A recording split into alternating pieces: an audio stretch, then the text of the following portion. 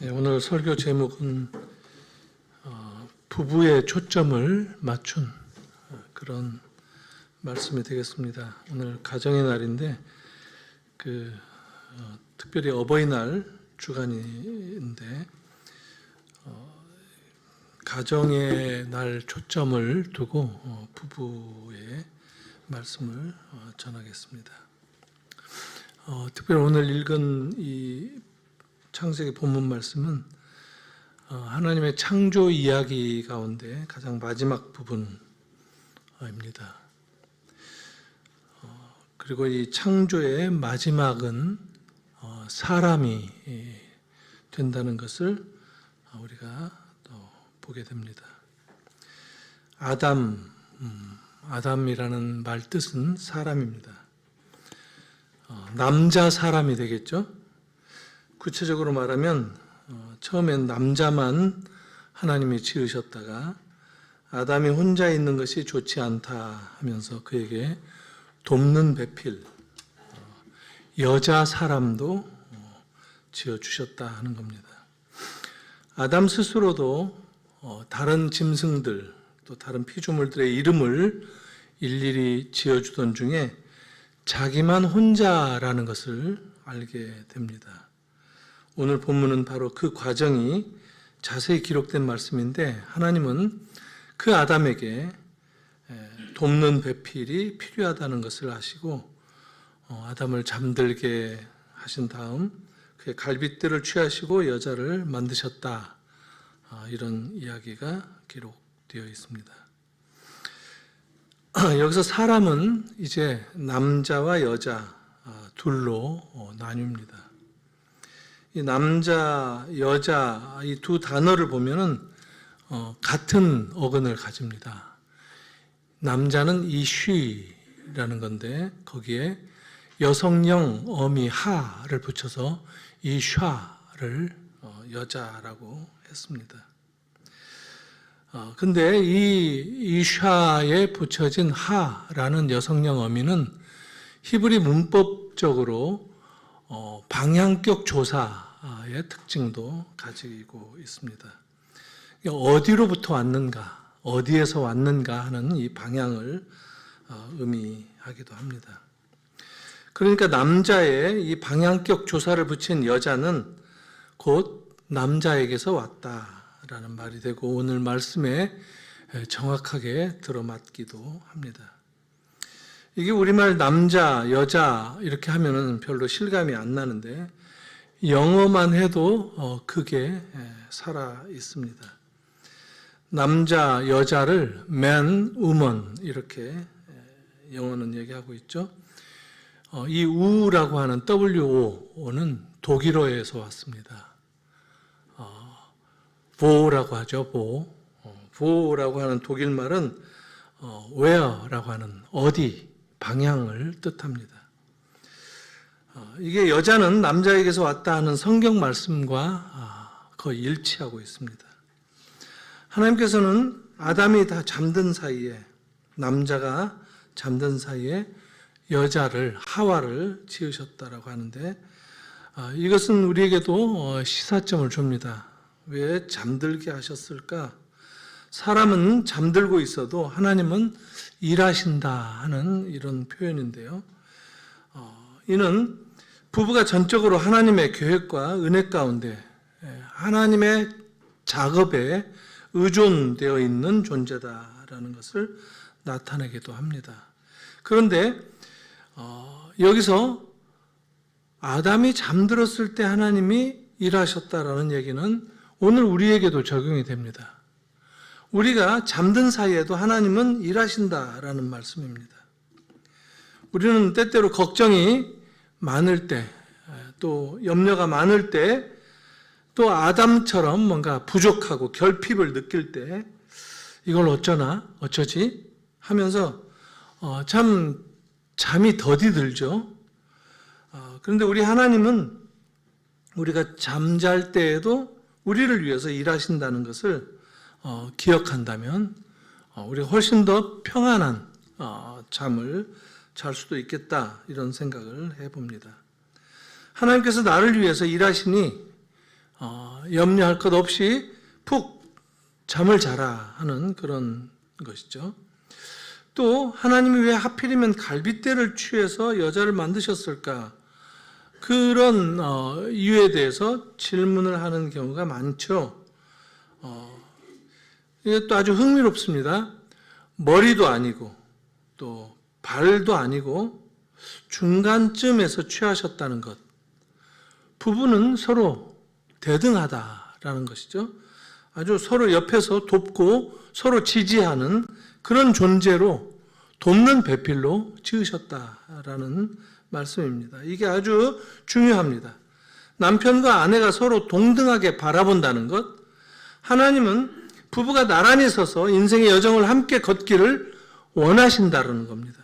부부가 서로를 어느 한쪽에서 지배하거나 종속시키는 그런 관계가 아니라 함께 하나님을 바라보며 사랑과 존중으로 살아가라 하는 것이 하나님의 뜻이었습니다. 돕는 배필, 이것이 하나님의 뜻입니다. 부부는 서로를 비난하고 경쟁하는 대상이 아닙니다. 부부는 서로를 통해서 하나님의 형상을 발견하고 하나님의 아름다우심, 또 하나님의 이 세상을 향한 뜻을 생각하면서 서로를 온전히 받아들이는 그런 존재다라는 겁니다. 22절 끝부분을 보니까 하나님이 여자를 이끌고 아담에게 오셨다라고 합니다. 아담이 이제 잠에서 깨어나는데 하나님이 여자를 이끌고 아담에게 오셨다는 말씀이 나옵니다. 여기서 하나님은 마치 결혼식 때 친정아버지처럼 묘사되고 있습니다. 실제로 결혼식에 그 신부 입장하면 친정아버지 손을 잡고 이끌려서 입장하는 전통이 있는데 이게 어디에서 왔느냐면 이 말씀을 따른 것입니다. 이 말씀에서 왔다라고 합니다. 최근 나왔던 그 아이유 드라마 폭삭 소가수다 여러분들 보셨을지 모르는데 거기에서 금명이가 결혼식 날 손을 잡고 이끌던 아버지가 언제든지 마음에 안 들면 빠꾸 하라. 아버지한테 와라. 이렇게 얘기를 하는데 이것은 성경에 나오지 않는 애드립입니다. 빠꾸가 절대 없다. 이런 말은 아니지만 결혼에서 아주 중요한 원리가 뭐냐면 빠꾸는 금기되어 있다 하는 걸 우리가 알아야 합니다. 우리는 결혼을 생각할 때 내가 좋아서 결정하고 내가 좋아하는 사람, 내가 사랑하는 사람, 내가 선택해서 결혼한다. 내가 책임진다. 이런 생각을 하는 경우가 많은데 하나님께 이끌림을 받아서 만나는 존재들이다라는 것을 망각해서는 안 된다는 겁니다. 결혼은 내가 선택하는 것, 내가 좋아서 물건 사는 것과 같은 그런 게 아니다라는 겁니다. 결혼은 부동산 계약처럼 계약금을 냈다가 내가 싫으면 그 다음 날이라도 2배로 물고 파기할 수 있는 그런 게 아니라는 겁니다. 요즘에는 결혼을 일종의 사회계약처럼 생각하는 경우가 많습니다. 물리면 되지. 빠꾸. 하지만 결혼에서 중요하게 생각해야 될 것은 결혼을 이끌어 주신 분이 계신다는 겁니다. 그분의 뜻을 헤아려야 된다는 겁니다. 이 말을 다르게 표현하면은 결혼은 계약으로 하는 것이 아니라 언약으로 한다는 겁니다. 사회적 계약이 아니라 하나님의 언약으로 한다는 겁니다. 우리는 이 하나님의 언약을 기억하면서 결혼을 생각해야 된다는 것이죠. 저 왼수하고 사는데 무슨 언약이냐고 빨리 치워버리고 싶다고 이렇게 생각하는 사람들이 더러 있을 수 있죠. 저도 그런 걸 압니다. 그러나 계약이라면서 계약서를 찢으면은 그만이지만 언약은 이게 둘이 쪼개지는 겁니다. 이게 마음이 쪼개지고 인생이 쪼개지고 존재가 쪼개지는 것입니다. 이게 우리 사람이고 이게 하나님께서 우리를 지으신 그런 우리의 모습들이라는 거예요. 탈무드에 나올 법한 이야기가 있는데요. 아담이 몇 년 살다가 보니까 하나님께 너무 감사한 겁니다.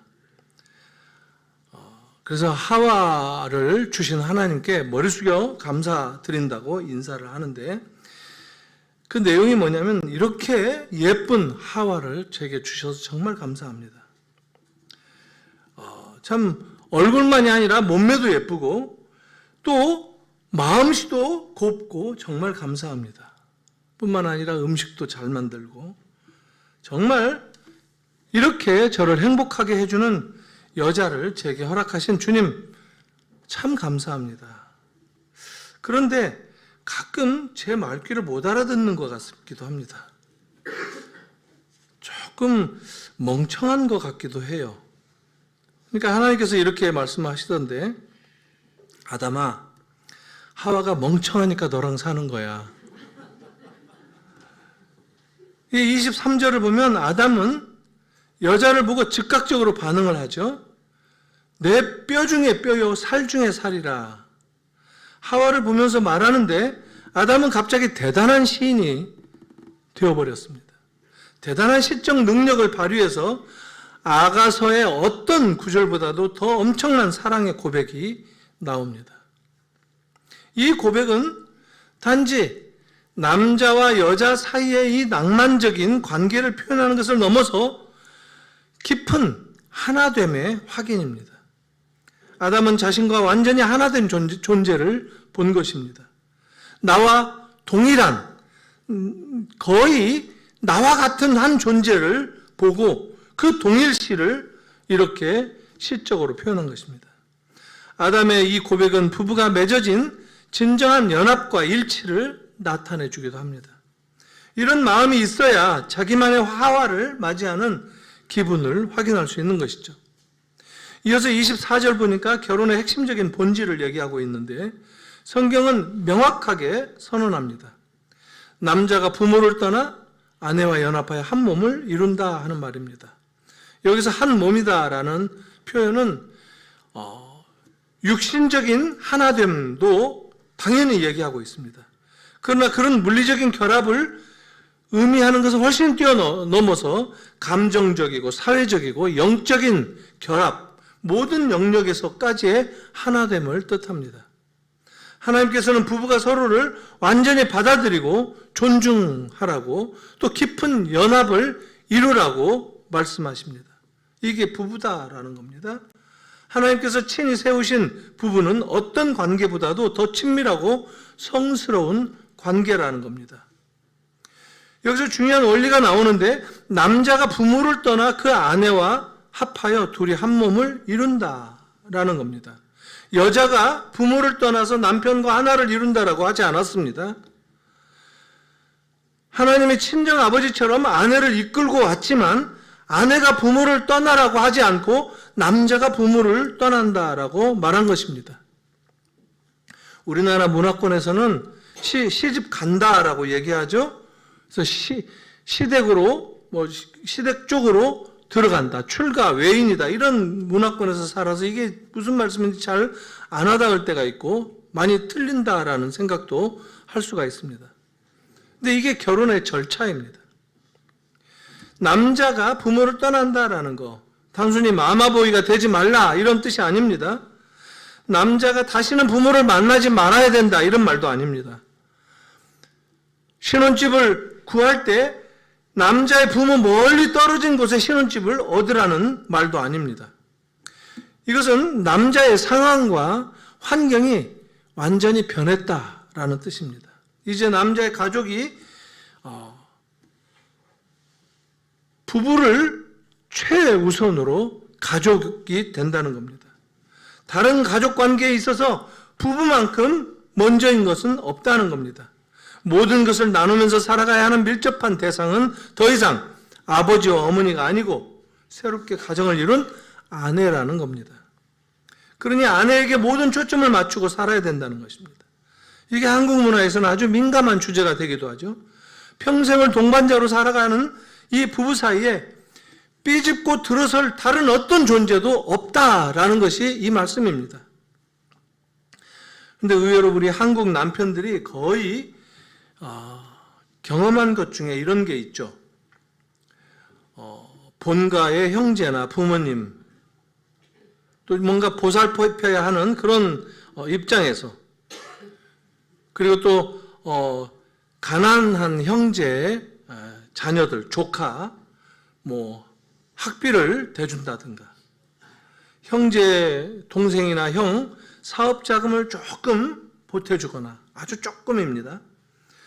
부모님에게 용돈을 이렇게 드린다든가 하는데 아내에게 말을 안 하는 경우가 의외로 있습니다. 그냥 말을 하자니 거시기해서 안 하고 넘어가는 경우가 있다 하는 겁니다. 고금동서를 막론하고, 제가 이 자리에서 아주 강조해서 장담을 하면서 정답 말씀을 드리는데 반드시 말해야 됩니다. 그리고 처갓집을 먼저 생각하는 습관을 들이는 것도 아주 중요합니다. 아내에게 이런 것을 말을 하는 것, 이게 부부가 서로 하나 되고 진정으로 존재가 하나 되어서 함께 서로 사랑하는 아주 중요한 계기가 될 수가 있습니다. 이런 모멘텀을 놓치고 난 다음에 그런 거 가지고 시시하게 말하라고 그러냐 이렇게 하는데, 그게 쌓이고 쌓여서 요즘 우리 한국의 이 아내들 이거에 대한 불만이 굉장히 아주 커질 수가 있습니다. 가끔은 가족주의가 발달한 우리나라에 이 부모 입장에서 이런 얘기를 듣다 보면 서운할 수도 있습니다. 내가 저놈을 어떻게 키웠겠네. 도대체 내가 정말 특별하게 내 프라이드로 키웠는데, 이런 생각을 하는 부모님들이 더러 있습니다. 특히 또 어머니들이 그러죠. 어머니들이 어떻게 키웠기는요, 그냥 잘 키워서 죽 써서 개 준 거죠. 남자는 부모에게서 제대로 떠나와서 아내와 한 몸을 이루어야 됩니다. 제대로 안 떠나고 조금 떠나왔다가 한 몸을 이루는, 이것은 반만 떠나오는 것, 이런 거 없다는 거예요. 이게 하나님의 결혼 주례사입니다. 이게 사랑과 관심을 받고 충성해야 할 대상이 바로 아내다라는 것을 명심해야 하는 것, 이걸 남편들이 가져야 될 생각입니다. 부부가 다, 누구나 다 그런 길을 갑니다. 그렇게 가서 또 자기들 또 자식을 낳고 또 자식들을 보냅니다.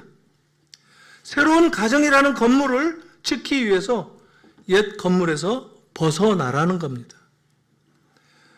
사랑하는 성도 여러분, 오늘날 많은 가정들이 서로를 이해하지 못하고 다투기도 하고 아주 힘들어합니다. 가정이 깨지는 경우도 많죠.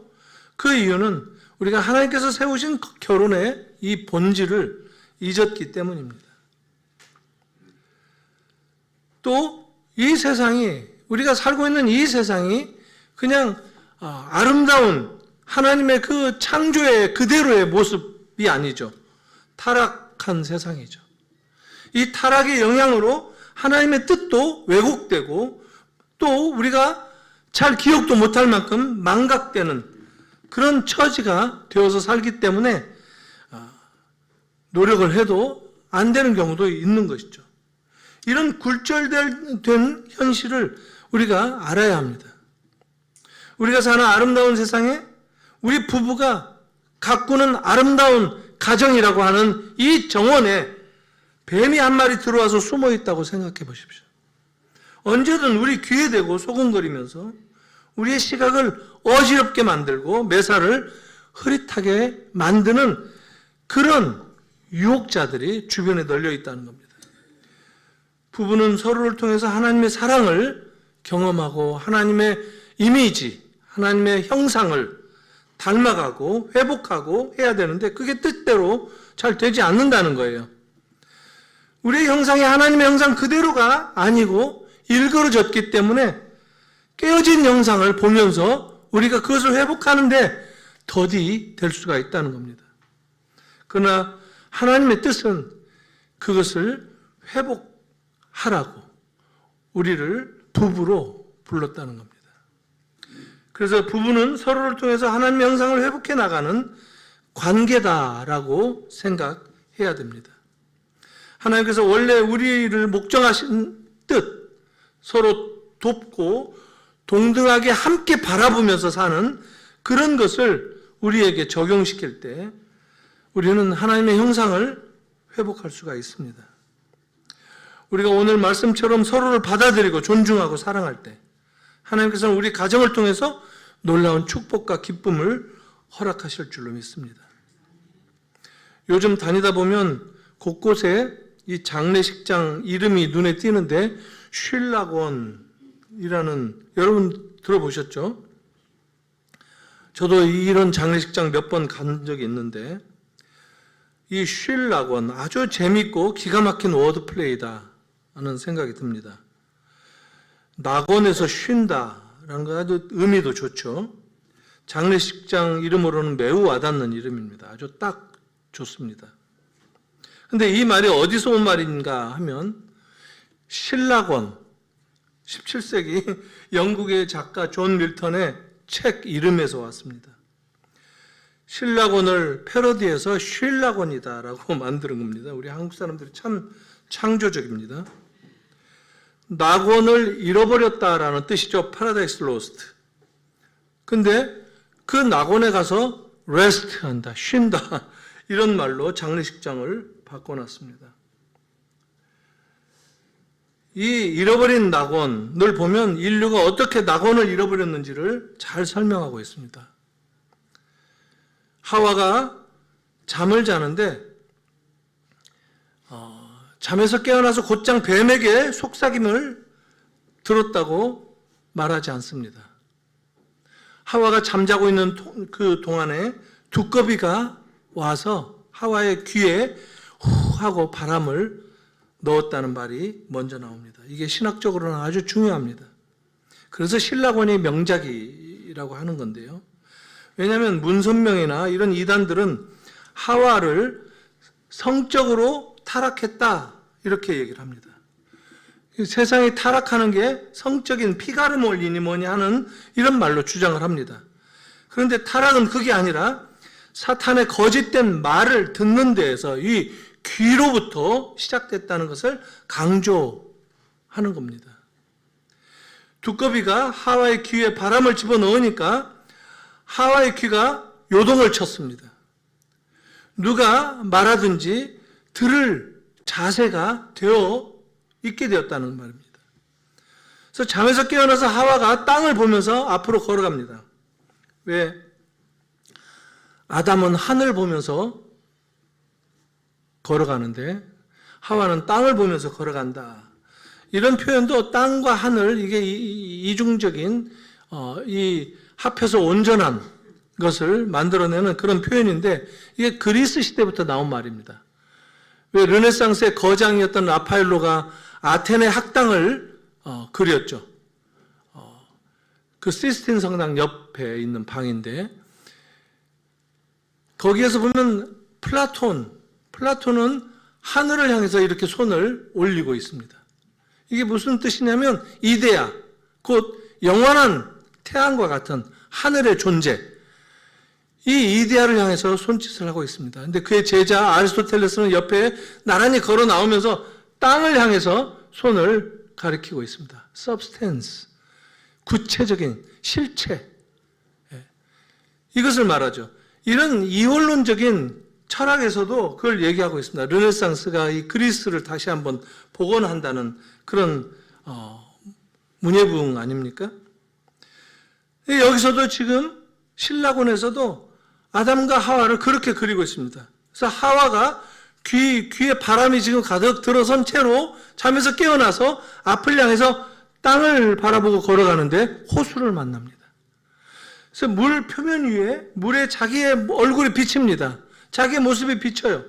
근데 자기가 볼 때도 아름다워요. 그래서 스스로 참 예쁘다는 생각을 잠시 하는 순간 이게 뭐예요? 문학에서는 나르시시즘이라고 그러죠. 자아도취에 빠진 거죠. 예. 그럴 때 뭔가 허점이 생기는 거 아닙니까? 그런데 옆에 뱀이 와서 이제 얘기합니다. 근데 참 아름답구나. 예쁘다고 하는데 싫어하는 사람 없죠? 그러니까 좋아해요. 정말 제가 나를 예쁘게 봐주네? 그러다가 하나님의 말씀을 주저리 비틀어서 말합니다. 왜곡해서 말합니다.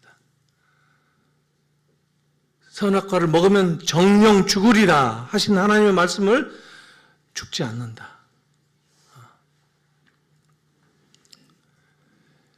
그래서 선악과를 따먹었죠. 죄가 그렇게 들어왔죠. 그런 식으로 유혹자가 뭔가 밑밥을 던지면서 다가올 때 거절하지 못하는 그런 모습으로 신라권에 나옵니다. 그래서 말하는 게 뭐냐면 죄라는 게 뭐냐? 죄는 하나님의 말씀을 왜곡하는 것이라는 겁니다. 죄가 뭐냐? 하나님의 말씀을 비트는 것이라는 겁니다.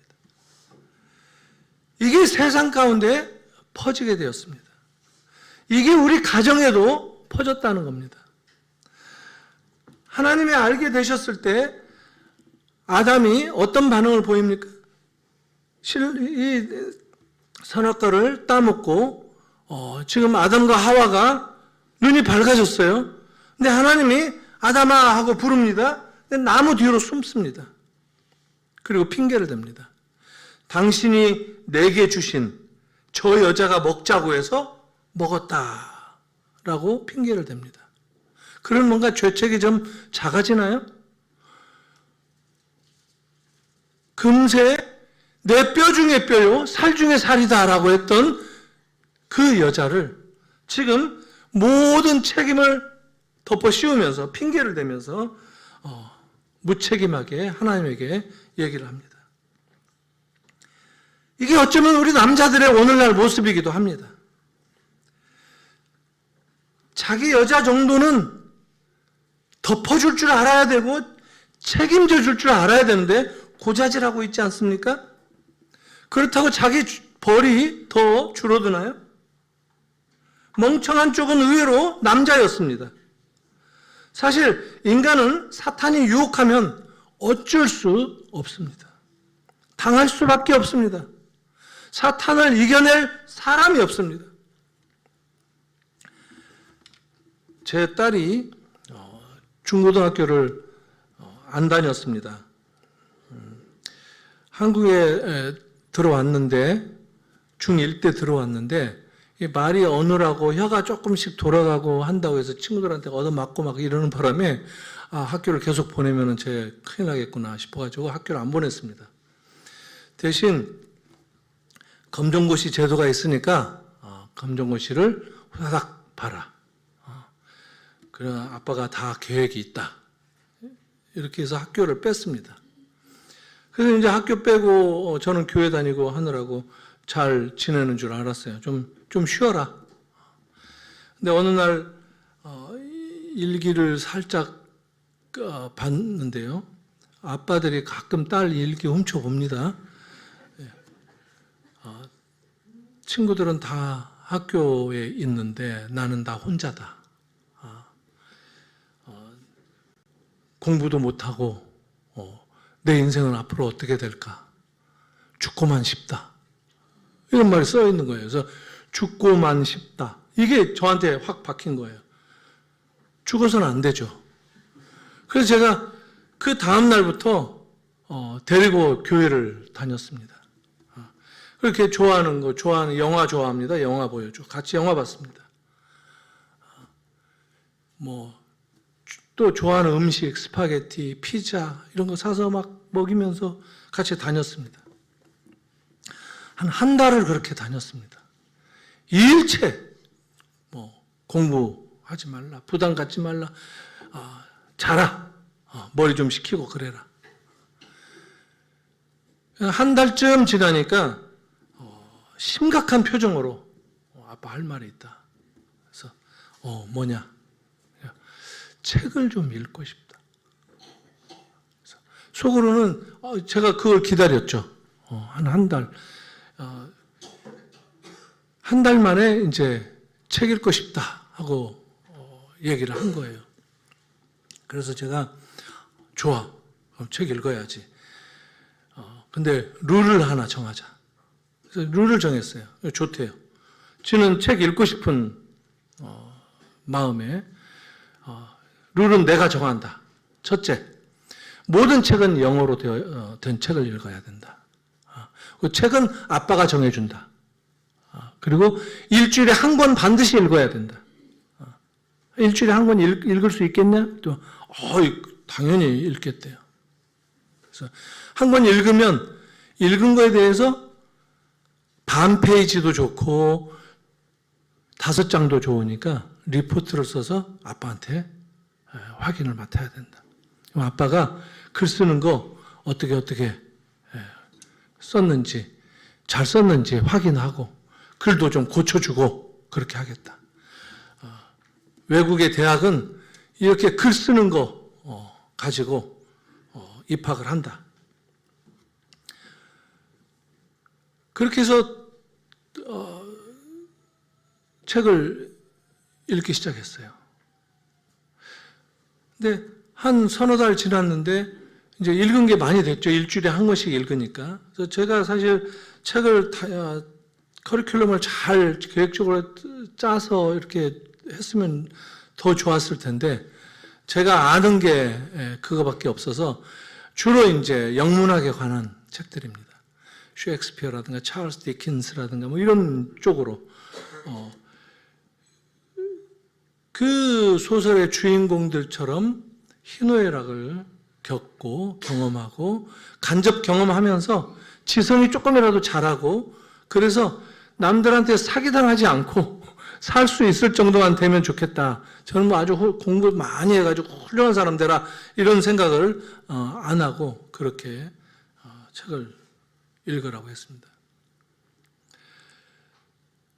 그래서 읽다가 한 서너 달 돼서 가족끼리 어디 잠깐 차를 타고 여행을 가는데 읽은 책에 대해서 이제 토킹을 하면서 가는데 가장 감동적인 책이 뭐였느냐? 그러니까 햄릿이라고 그래요. 햄릿. 아니 그렇게 우유부단하고 약해서 남자가 이렇게 그런 주인공이 나오는데 그게 뭐가 좋냐?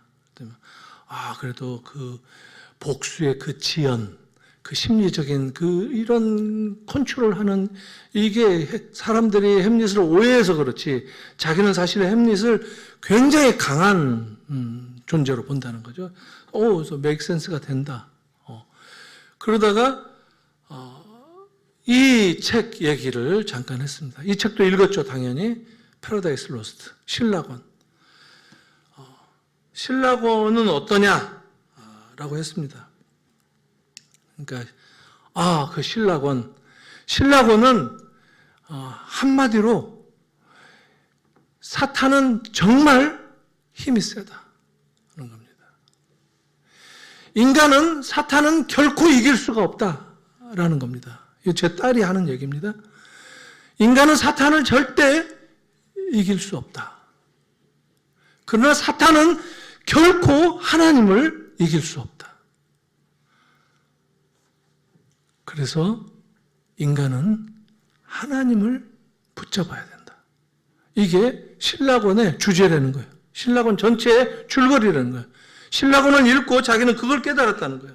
그래서 하나님을 믿고 붙들면 사탄을 이길 수가 있다라는 겁니다. 여러분, 사탄은 정말 힘이 셉니다. 사탄은 정말 능력이 강한 존재예요. 우리는 사탄을 그냥 싸워서 이길 수 없습니다. 그러나 그 사탄은 하나님을 이길 수 없다는 거예요. 우리가 그것을 알고 그것을 믿고 그것을 붙잡고 살아간다면 우리도 사탄을 이길 수 있다는 겁니다. 이게 신라권이 주는 얘기예요. 참 딸 얘기해가지고 다시 돌아와야 되는데. 예, 그래서 남들 중학교 졸업할 때 고등학교까지 검정고시 마치고요. 한 달에 그냥 중학교 마치고 또 한 달에 고등학교 마치고, 검정고시는 조금 쉽습니다. 쉽기는. 그래서 시간이 많이 남았어요. 고등학교를 3년 어떻게 놀아야 될까 하다가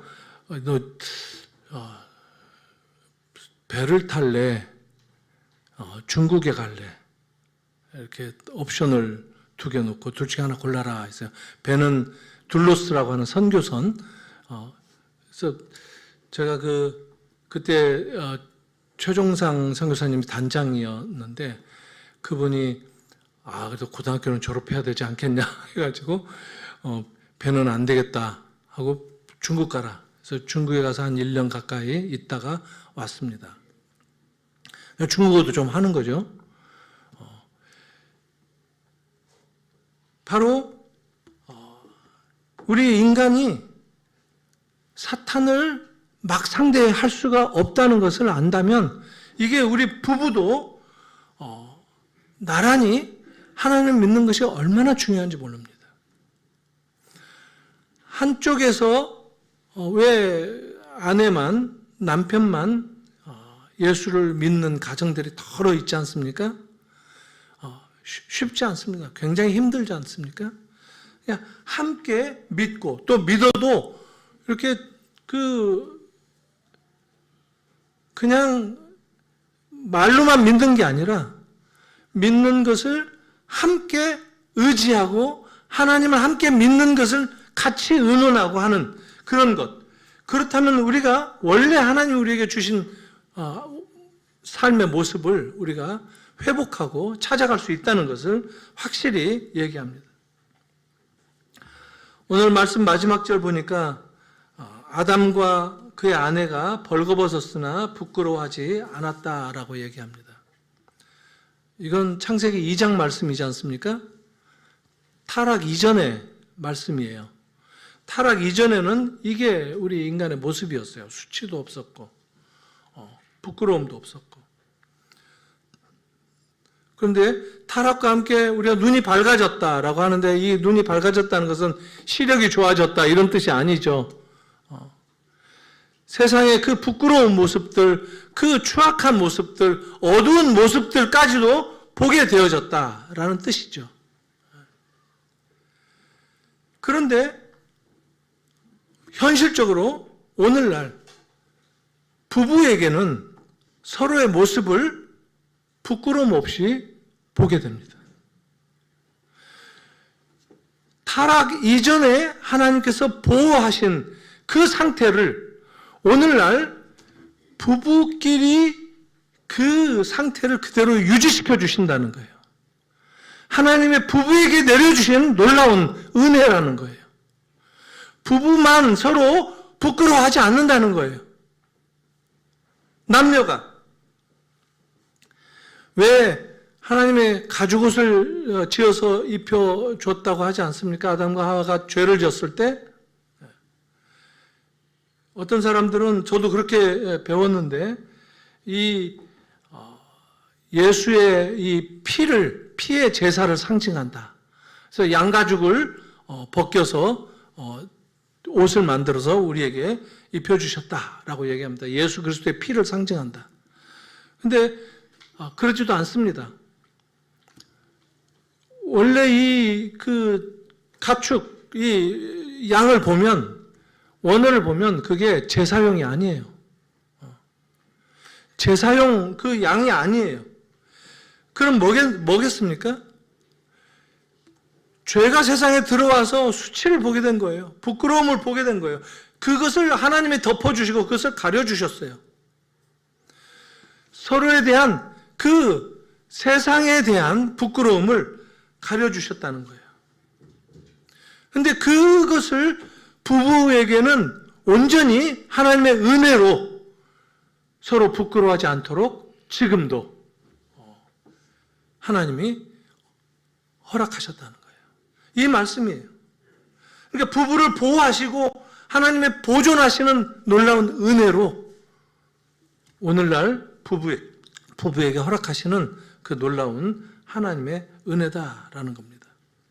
서로 부끄러워하지 않도록 하나님이 축복을 내려주신 이 하나님의 부부를 향한 놀라운 계획, 이게 돕는 배필로 나타날 때, 돕는 배필이라는 게 무슨 지게 세워주는 지게 짝대기처럼 그렇게 어떤 수단으로 쓰여진 말이 아닙니다.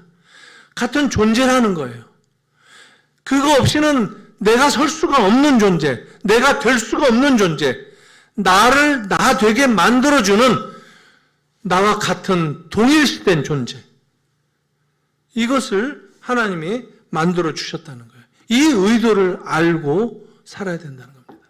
이게 하나님의 뜻이라는 거예요. 이게 부부에게 허락하신 하나님의 계획이고 하나님의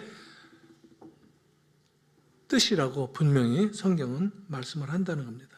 사랑하는 성도 여러분, 오늘날 우리가 살아가는 이 세상은 정말 한마디로 험하다라고 할 수가 있습니다. 갈수록 80년대, 90년대는 기독교가 한참 흥하고 이렇게 할 때는 도처에서 기독교적 가치가 서로 함께 얘기 나누고 소통하고 그런 게 들려졌지만 오늘날은 밖에 나가면 예수 믿는 사람들이 과거에 비해서 훨씬 줄어들었습니다. 우리의 이 세계관, 우리의 인생관을 함께 나누고 할 수 있을 만한 그런 상대들도 그만큼 줄어들었다라는 얘기입니다. 그래서 부부가 함께 먼저 이 관점을 나누고 이 관점을 세워가고 그렇게 해서 가정을 건강하게 만들어감으로써 이 땅에 하나님께서 계획하신 것을 우리 가정을 통해서 이루시는 것, 이것을 회복하시는 저와 여러분들이 되시기를 바랍니다. 같이 기도하겠습니다. 하나님 아버지, 은혜를 감사합니다. 아담과 하와 이 최초의 부부를 통해서 말씀하신 귀하신 뜻을 이 시간 함께 나누었습니다. 저희들의 연약함을 아시는 주님께서 가정 주님 은혜로 인도하시고 주께서 복 주시겠다고 약속하신 그 놀라우신 은혜를 허락하셔서 우리가 주님의 언약으로 맺어진 부부라는 것, 또 우리 가정을 건강하게 회복함으로써 이 사회를 더 맑게 만들어가는 그 하나님의 계획을 이룬다는 것을 잊지 않고 한 걸음 한 걸음 살아가는 저희 가정이 되게 하여 주시옵소서. 서로 동등하게, 그리고 서로 의존적으로 사랑과 그리고 존경을 나누면서 주님의 아름다운 가정을 이룰 때 주께서 우리에게 허락하신 놀라운 그 복을 우리 주변의 사람들에게 알리면서 그 사람들에게 하나님이 어떠신 분인지, 바로 우리와 더불어서 어떤 복을 허락하시는 분인지를 증거하는 그런 복된 삶을 살게 하여 주시옵소서. 예수님의 이름으로 기도하옵나이다.